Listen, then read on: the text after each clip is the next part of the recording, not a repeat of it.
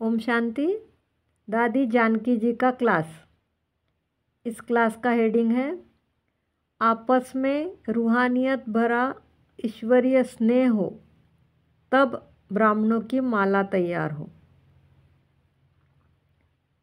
बाबा तेरा बनने में सुख मिलता इलाही है। यह गीत कितना अच्छा है। इलाही शब्द के दो अर्थ हैं।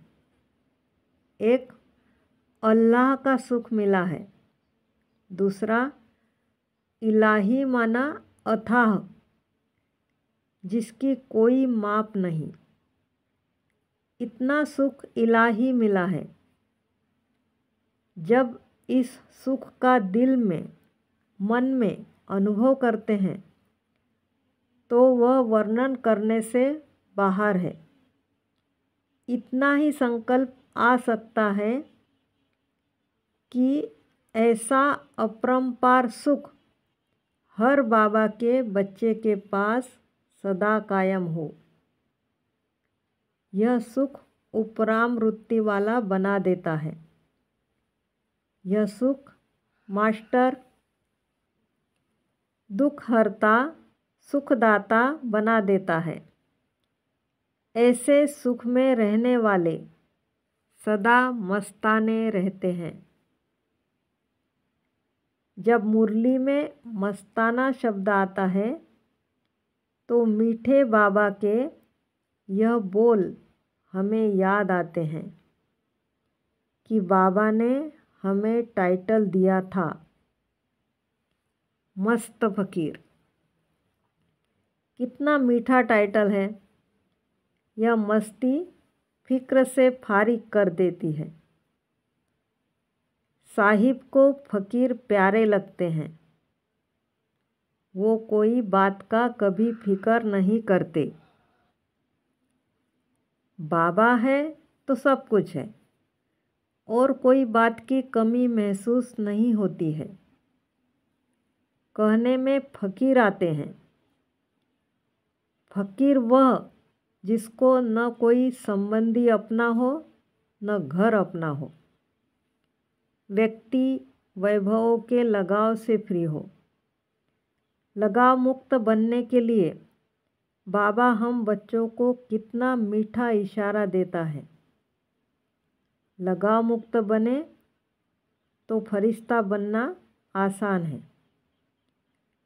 सेवा में भी बुद्धि न जाए, क्योंकि सेवा बाबा की है ना, कि हमारी है।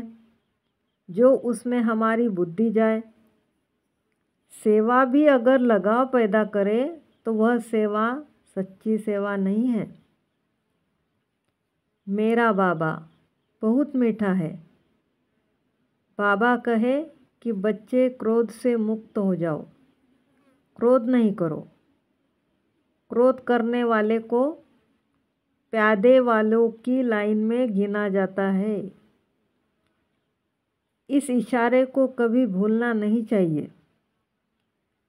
थोड़ा भी क्रोध होगा तो घोड़े सवार भी नहीं हो सकता है। महारथी अपने आप को समझने वाले इतना तो ध्यान रखेंगे कि मैं शीतल स्वभाव और मीठे बोल उच्चारण करने वाली आत्मा सबके दुख दूर करूं, न कि दुख दूं। किसी भी हालत में किसी भी बात से क्रोध तो क्या, परंतु आवेश में भी हम न आए। आवाज़ में आकर के इतना स्पष्ट बात नहीं कर सकते जितना शांत में रह प्रेम से बड़ी अच्छी और स्पष्ट बात कर सकते हैं, जो हमने साकार में देखा। बाबा ने कभी बच्चों पर गुस्सा नहीं किया। बड़े प्रेम से हर बात हम बच्चों को समझाते थे और अभी भी समझा ही रहे हैं। मम्मा ने भी हम सब बच्चों को इतनी अच्छी पालना प्रेम से दी है। बाबा कहते हैं सतयुगी राजधानी या स्वर्ग स्थापन करने में हम बाबा के साथ मददगार हैं, यानी स्वर्ग में आने के लायक बन रहे हैं। मददगार माना लायक बनना। जहाँ शेर बकरी भी इकट्ठा पानी पीते हैं, वहाँ हमारा तो आपस में कितना स्नेह होगा। थोड़ा समय सतयुग में चले जाओ, कितना स्नेह होगा। कई बार हमारे मन में यह ख्याल आता है, हम अगर इस बात में पास नहीं हुए तो पास विद ऑनर में नहीं आ सकते हैं। इसलिए आपस में अति स्नेह हो। बाबा से स्नेह है, वह तो हर एक का अपना अपना पर्सनल उन्नति के लिए है। हमारे विकर्म विनाश हो। जीवन दाता हमारा बाबा है। बाबा ने इतना ज्ञान दिया है, समझ दी है, सेवा का भाग्य दिया है। इसीलिए हम आप सब बाबा को याद करते हैं। परंतु आपस में अगर हमारा अति स्नेह ईश्वरीय स्नेह नहीं है तो विवेक कहता है हम सतयुगी आत्मा नहीं हैं। इतनी रूहानियत हमारे में शायद नहीं है जो आपस में हम ईश्वरीय स्नेह से माला के मणके बन जाए। बाबा ने कहा ब्राह्मणों की माला अब तक नहीं बनी है, कारण हमारा आपस में इतना ईश्वरीय स्नेह नहीं है जो माला में समीप आ जाए। क्योंकि समीप आने से बहुत कुछ सीखने को मिलता है।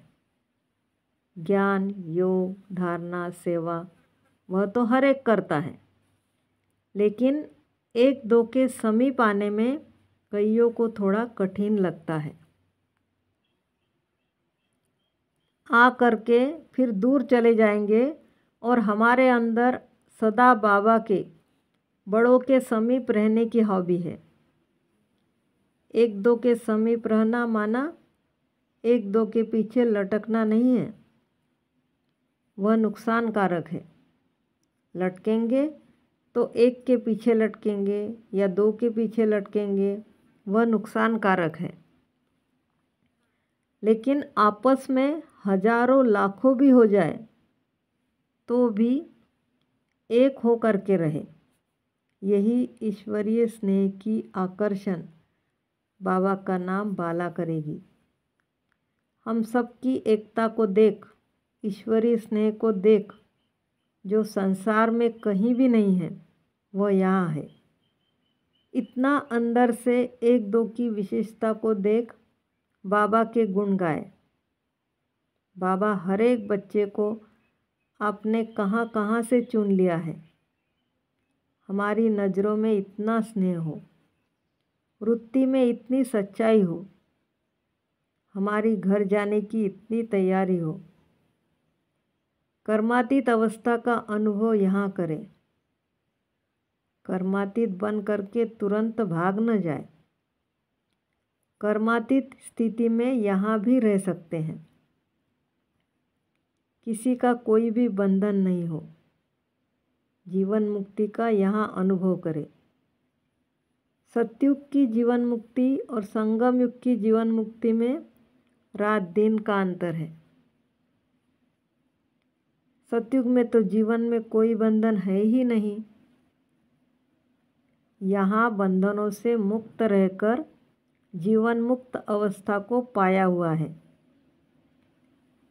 बाबा वर्षे में दे रहा है। बंधनों से मुक्त हो जाओ तो जीवन में होते हुए भी जीवन मुक्त है, बाबा के साथ है।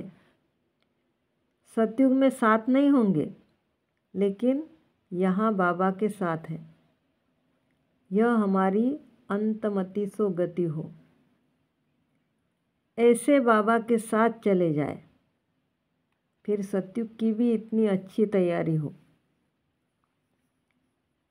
पहले ऊपर जाना हो तो कैसे, नीचे आए तो कैसे, यह तैयारी हम सबकी इतनी की हुई हो जो प्रभाव व वातावरण औरों को भी घर की याद दिलाए। सारे यज्ञ की हिस्ट्री के अंदर आदि से लेकर के यह बाबा के बन के रहे, बाबा से सच्चे रहे।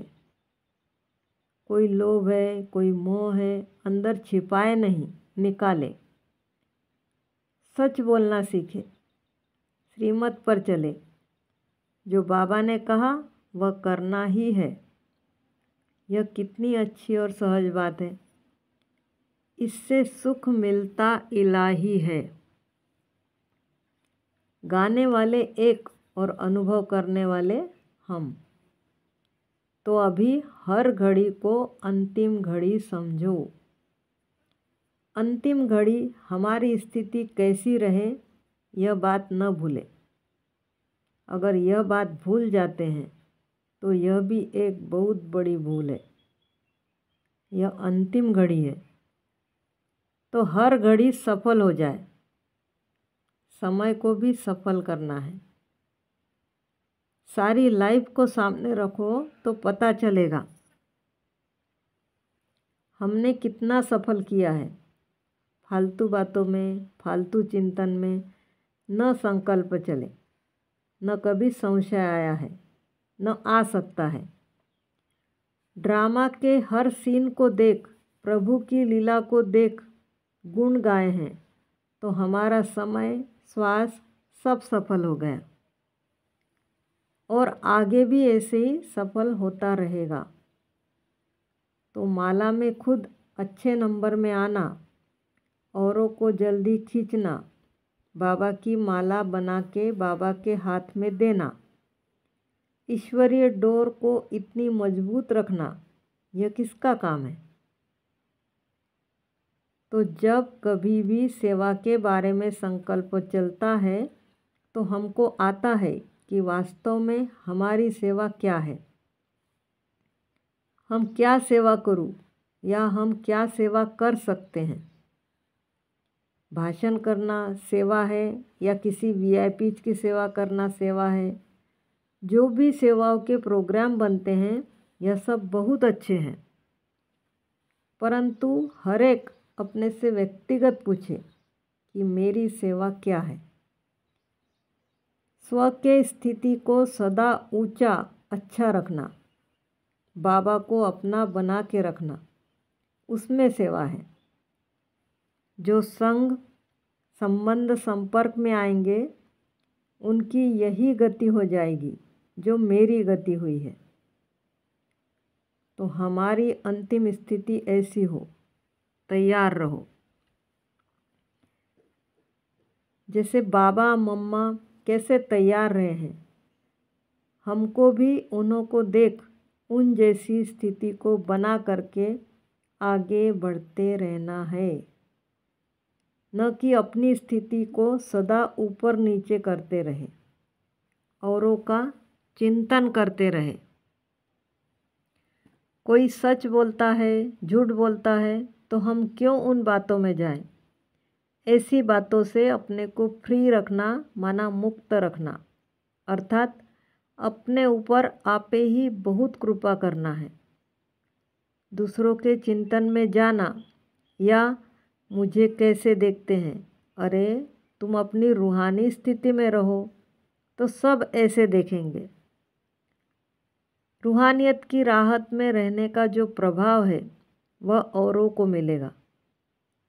कहाँ भी बैठे हैं, किधर भी, किसके साथ भी है, कोई भी कार्य कर रहे हैं, काम तो हाथ कर रहे हैं, चलो पाँव से कहाँ जा रहे हैं, लेकिन स्थिति अंदर से सदा एक रस ऊंची रहे जिसको कोई नीचे उतार नहीं सकता है।